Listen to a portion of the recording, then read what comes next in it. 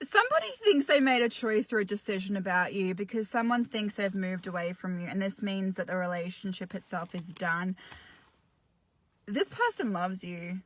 This is the Lover's energy. I'm getting an ego energy. That is so funny. I was getting an ego energy before I pulled out the King of Pentacles, and this person is giving off an ego vibe, an ego energy, but they love you. You know what's interesting? Is this person is trying so hard to compete between both of that. Like they're trying to compete between their ego and their pride, but they're also trying to compete with the way they love you.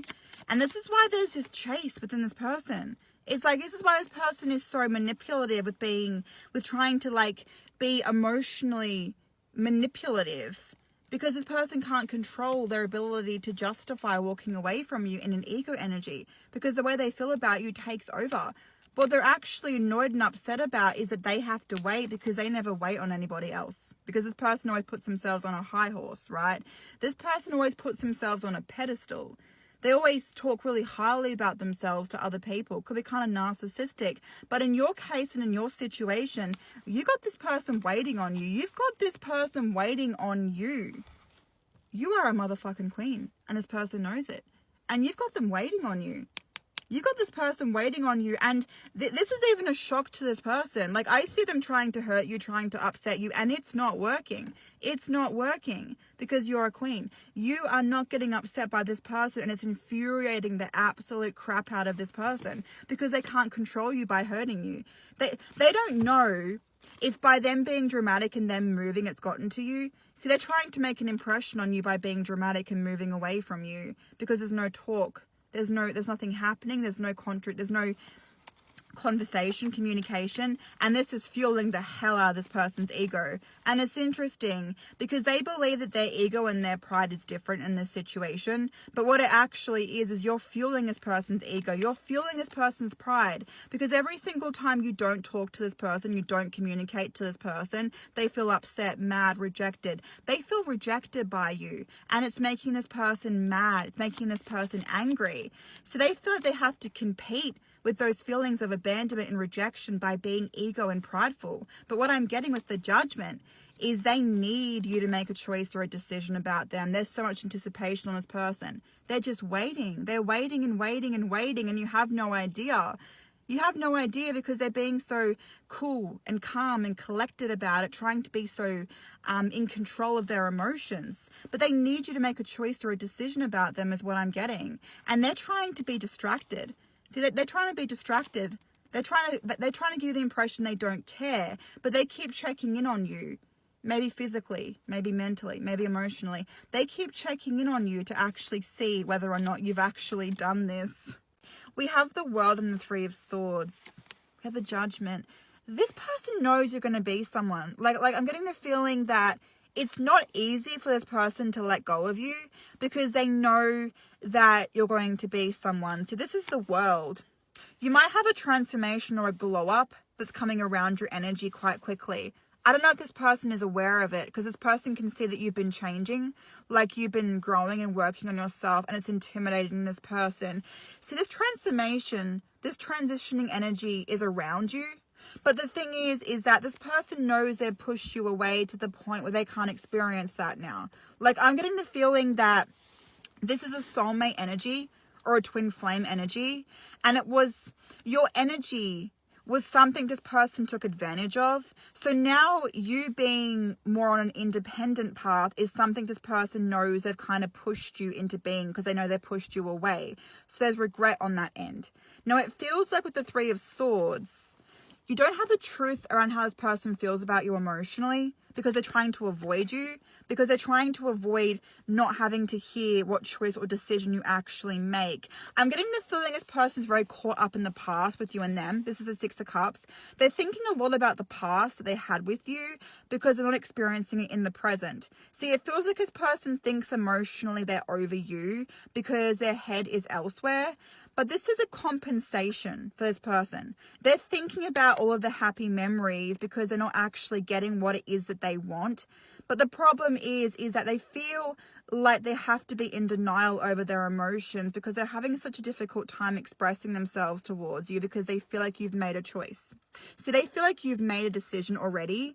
So this person is very, very intimidated to step forward. Now, what I'm getting with the Six of Cups, also Six of Wands, they are not listening to their intuition. They are not listening to what it is they're supposed to do in this situation because they're trying their best to abandon and ghost you, okay? Because they can't actually change themselves from changing into the person they're supposed to be when they don't have you. There's something about them learning the lessons about the connection being at a distance from you. I feel like this person's actually growing with the Hierophant, which makes me feel that it could be a twin flame situation because you're changing because they pushed you away, but they are changing as well in your absence. So this person isn't completely actually outrunning you or the relationship, but they give you that impression that they are, but they're coming right back to you. In their mind, this person's coming right back to you because emotionally, they are thinking about what it is that they want and what they crave. With the Six of Cups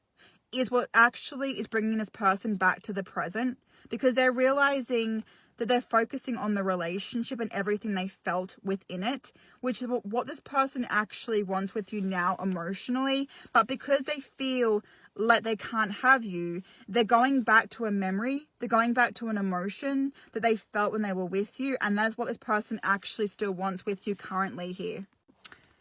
Somebody needs to have a conversation with you, but someone is trying to give you the impression they've made a choice or a decision to let go of you because someone is so not used to waiting.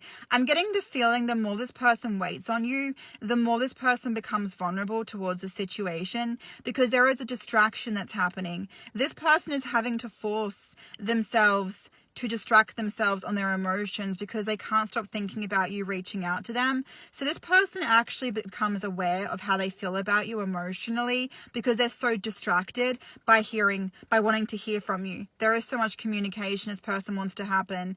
Now, I'm getting the feeling they're trying to scare you by making a choice or a decision, but they are lying to you about how happy they are without you. Like, this is the devil. This person's trying to focus on everything bad that happened in the relationship, but they're blowing it out of proportion. Like, they're blowing it out of context. That's why they also say that you've done this or you did this, even though it was so insignificant compared to what this person has done. This person is so full of themselves. It could even be a real big hypocrite because everything that you've done is nothing even compared to how this person has treated you or the relationship. But they just want to remain ego and prideful about it because they don't want to admit their faults in this situation. Because if they admit their faults, they're going to focus on the abandonment and the rejection they feel, and they don't want to do that. So I'm getting the feeling this person wants to make you look like you're the bad guy because they have control of their emotions in this situation, and they can't focus on their emotions because they can't focus about you reaching out to them, okay? But every single time, this person isn't getting what they're getting, which is them wanting to have a conversation. They think about the way they feel about you emotionally. And this is when this person tests you. They cause you contradiction. They cause you conflict because they're trying to figure out if you've moved on because they don't have the ability to move on from you fully because they switch. They switch between thinking about a conversation that needs to happen and they think about switching into their emotions. So there is a distraction that's happening between this person with both options or choices or decisions, and it's it's causing this person to go absolutely crazy towards this situation because the one thing they want to have the one thing they want to have right now is control, but they don't have control because they're switching between practical and emotional. So what's happening is they are becoming mixed with their emotions because they're switching versions of themselves because they're getting a different intention every single time they switch from practical to emotional. But what it actually is it's a distraction for this person. They are using this as a distraction because either way, they are unhappy that you haven't made a move. Either way, they are unhappy they haven't heard from you, and they're not getting it in either situation. So now they're trying to threaten you with contradiction and conflict because they feel like they can't be the ones that message you first, because all they feel like they've been doing is actually waiting to hear from you. I feel like you're struggling to find where you fit in, because there is this feeling of you feeling neglected and you feeling left behind. This is the chaser energy and the responsibilities energy. You have always had to look after other people, even when it was beyond your control, even when you shouldn't have had to, and even when you didn't want to, because you shouldn't have felt like you needed to. You've always had so many responsibilities at like such a young age. And I'm getting the feeling that's what makes you so mature and wise beyond your years. You're someone that's very, very mature in your way of thinking and your intelligence, because you've had to adapt to trauma at a very, very young age. What I'm getting with this chaser energy, the destiny and the neglected energy, so you have a transformation, you have a transition. It's a massive one. And it's always been something that has supposed to come towards you. But there has always been this lesson about you needing to choose yourself, which is something that's quite difficult for you to do, because you put your place of trust and the amount of love that you feel for yourself in other people, because it's something you've had to be brought up to do. Now, loving yourself in a situation as you move forward is going to be so difficult for you, because of how giving you are, but because of how much you've had to put other people before you. There is such a strong energy of running. This is a runner. This is a chaser energy. I don't know if there's a relationship that's happening around you right now.